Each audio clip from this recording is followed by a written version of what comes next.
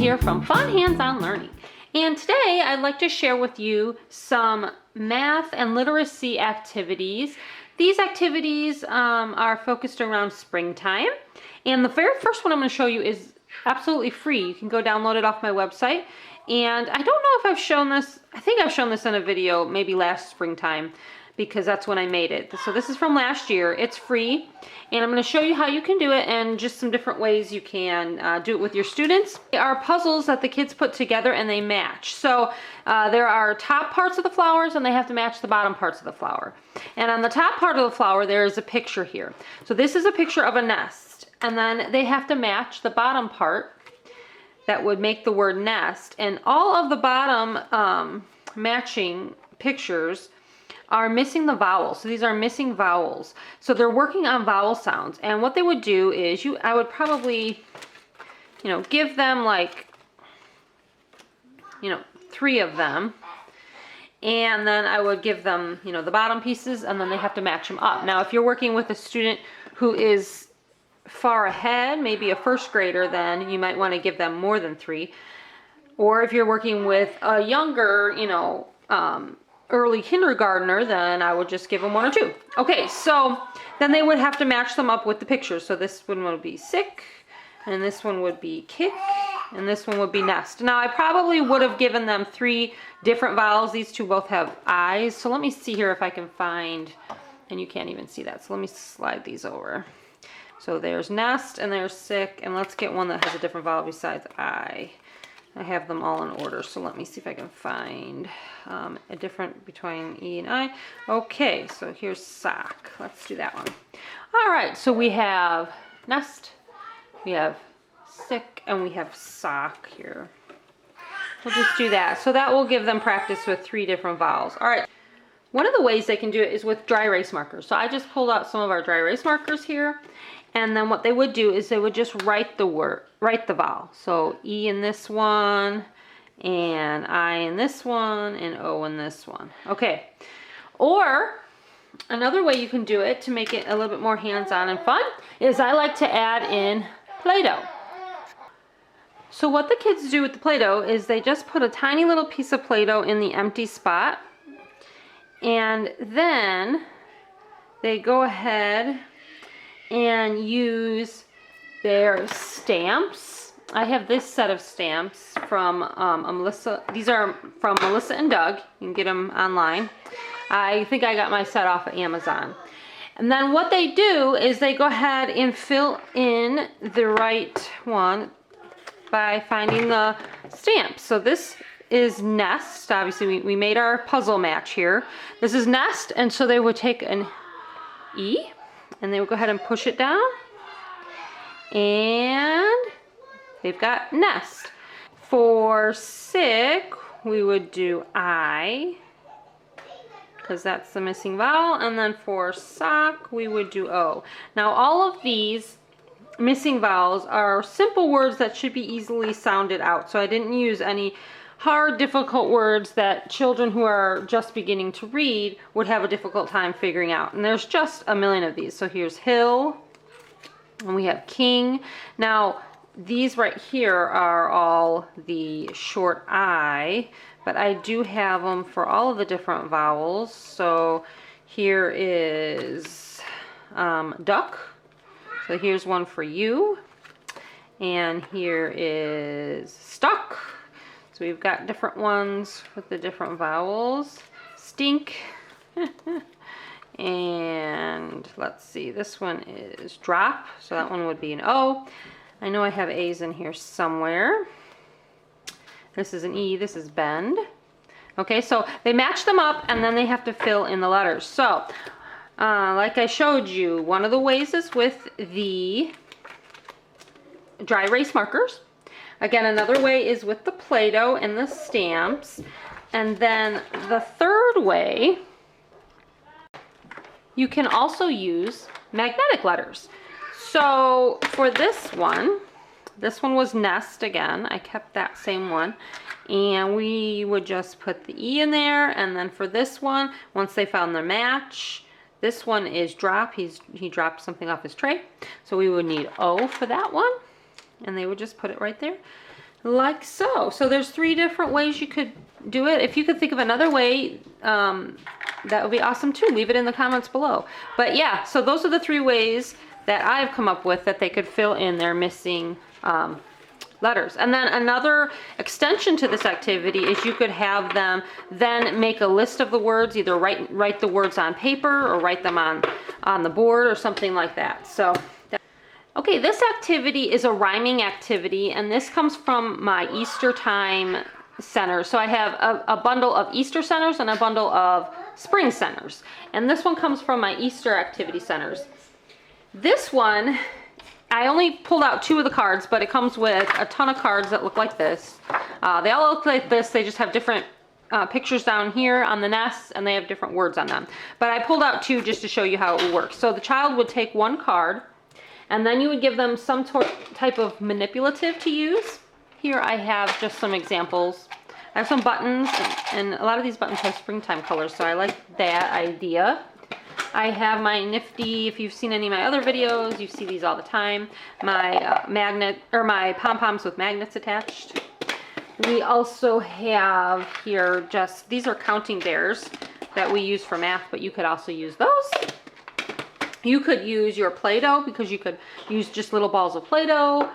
Oh, what else? You could use these. I've shown these in other videos. I save the caps to the squeezable food jars that my kids like to eat, and then wash them, and then we use these for this kind of activity. You could also make this activity into a fine motor activity. Sorry, I'm trying to reach over here and grab a few more. Here's another example. These are some snap cubes. And again, if you're interested in these things, I usually get them off of Amazon, I order them up, and then that's pretty much where I get everything nowadays. With 7 kids, I don't get a chance to get to the store very often, like teacher stores and things, and so I just go ahead and order things. Oh, here's another idea. Now you have to be careful with some of these little things if you have tiny kids around, but for older kids that are going to be doing these activities, I don't think they're going to be putting these in their mouth. But these are just those little gems, little planter gems. And I think I did get these at the dollar store, not online. But anyways, there's whatever you have laying around. Coins, I've seen people use coins, just little toys, whatever you have as markers. And what the kids have to do is they have to look at the picture that's on the nest. And this is a picture of a bug. And then they're going to cover up all the eggs or all the words here that rhyme with bug. And so they could use these, and they would just cover up tug, dug, mug, rug. Now, some of these activities, I don't know if I've shown this one in a previous video, but if I have, I'm sorry if I'm repeating myself. I may have showed it last year, but when I'm pulling out these new activities for my kiddos to do, that's when I like to talk about what we're doing. So if I've already done this and shown you this last year, I apologize, but I don't think I've shown this one before. Okay, so then here's another example. So here's a bed, and of course they would, now one fun way, let me show you this. So I'm gonna lay a couple of these counting bears out. You can also not only work on reading skills, but you could turn this into a fine motor activity as well. So if you have fine motor tools like I do, I keep mine in this little pencil pouch. And this set of fine motor tools, I believe I got online from Learning Resources. I'm not sure. But it comes with like all these different like fine motor tools. And what you could do then is you could give the kids one of the fine motor tools. And so as they're covering up, they also have to use the tool to do it. So I'm going to pick up one of my bears, and I'm going to, I'm rhyming with bed, so I'm going to cover up red. And I got to pick up another one. And whoop, I'm going to cover up fed. And then I'm going to use my tool to pick up another bear, and I'm going to cover up Ted. So those are the 3 that rhyme with bed on this mat. Okay, and then again, you can extend the activity for children who will be able to do so, and you can have them write, so they would get a piece of paper and they would write the word bed, and then they would write all these words down that rhymed with bed. Read, fed, Ted. Okay, so just another way to do it. Let's go on. Okay friends, I'd like to quickly show you a math activity. This activity works with subtraction, and it's got word problems working with subtraction. So all you need for this activity, well, you need the activity and then a dry erase marker as well. So I have different types, you know, obviously I've got the Expo. I also like to buy these washable dry erase Crayola markers.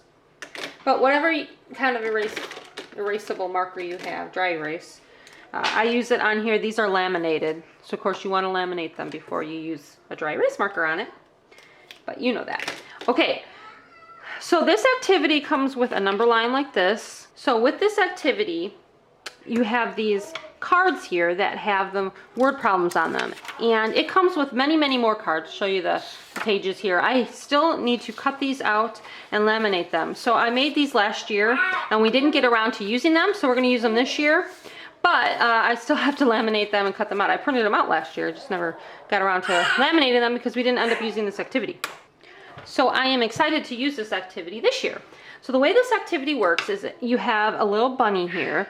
This is Peter Rabbit, and he is attached, or well, you're going to attach him to a clip like I did. And then they're going to use Peter Rabbit to help them figure out the problem. It says Peter Rabbit had 7 eggs. So he's going to start, you're going to clip him on the number 7. Okay, so he's clipped there. Can you see that? All right, whoop. And then it says he lost 2 of his eggs. So they're going to go backwards. 2, 1, 2. Hop back to find how how many are left. Excuse me. So they started at 7. So they're going to write their problem out here now. And he lost 2. How many are left? Well, when they went back 2, 1, 2, 5 were left. All right, so I really like this activity. It's fun to teach the kids how to use a number line when they're at, subtracting. So I love it. Actually, I think it works on addition too. Yeah, so there's addition and subtraction. So if they were going to do an addition problem, then they would go ahead and move forward or hop forward. So he's either hopping backwards or hopping forward to help them figure it out, and they're going to write their answer on each card with their dry erase marker, just like that.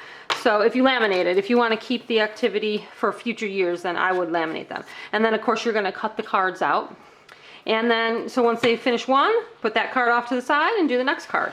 So yeah, there's just a handful of different word problems here for addition and subtracting and using that number line. I think this is a really cute way to teach kids because they've got their little bunny there hopping along for springtime. Okay friends, I'm just going to show you one more activity here. This activity is teen number counting, and it's super fun. It's teaching young ones to count teen numbers. And so this is what the cards look like, and in fact I need to erase some of these. So let's use one that I didn't, did I write on? Okay, so I didn't write on this one or I didn't write on this one either. So what you do is the kids will take a card, and all of the circles on the card, they have to fill up with a manipulative. So I'm going to go ahead and just use these pom-poms here. And what the kids do is they just count as they're filling it up. So 1, 2, 3, 4, 5, 6. You get the idea. 7, 8, 9, 10, 11, 12. 13, 14. Okay, so whatever they count to, 14, it says down here, how many? So I'm going to use a dry erase marker and I'm going to write that I counted 14. What is the next number after 14? So they have to think in their head, 14, what comes next? And they have to write 15 and then the next number, 16. So it's getting them to count on, to be able to, first of all, count a teen number, and then to count on within the teen number family. So this one you can see is already completed, and they had to fill it out. So there were 12 once they filled it out, and then they wrote the next number and the next number. And that's how those work. So go all the way through the teen number family. So numbers 11 through 19 are worked on with these different cards here. And you can use any kind of manipulative you want. As you can see, these pom-poms with the magnets fill in really, really well. But you can obviously use other things. These little gems, of course, really probably would fit really well as well. 1, 2, I'm not going to count this for you. But yeah, these would work really well for this activity too. Yep, and then of course once they're done counting how many, they write it all down. And of course the pictures on each card are springtime pictures. We got a frog here, and duck, and so on. Okay, so that's how you do that activity. That's the last one I'm going to show you. And then what I wanted to do really quick is just to kind of give you an idea of how many activities there are. I have this bin here. This is where I keep them. And in this bin are all my spring and Easter time themed activities for math and for literacy. And so when it comes to springtime, I just open up this bin and then I'm ready to go. So here's one here. This one is a short vowel word one where they spin a spinner and they build words. I have feeding spring words. I have so many different activities. This is missing numbers. This one's awesome. It works on like 13, 14, what comes next, and then here what will come before it. 16, 17, 18, and the kids have to match up the cards. This is like a great one for spring because it's rainy day with the rain. This one works on money and coins. They match up the butterflies. This one is working on shapes. Pentagon, trapezoid, rhombus, and so on. And then each of the flowers are in a different shape. I think I've shown many of these before. This one works on CK words like truck and pack and sack and all that kind of stuff. We have building word families with flowers. So many. I have some down here that I still need to laminate and so on. But you get the idea. And then I just keep them all in here for the next season or for the next year, and I'm ready to go. So I have a bin like this for all of the different holidays and season times. So I have, like I said, I have winter activities, I have Christmas activities. I've shown you many of these in different videos before. So it's for different holidays and different seasons.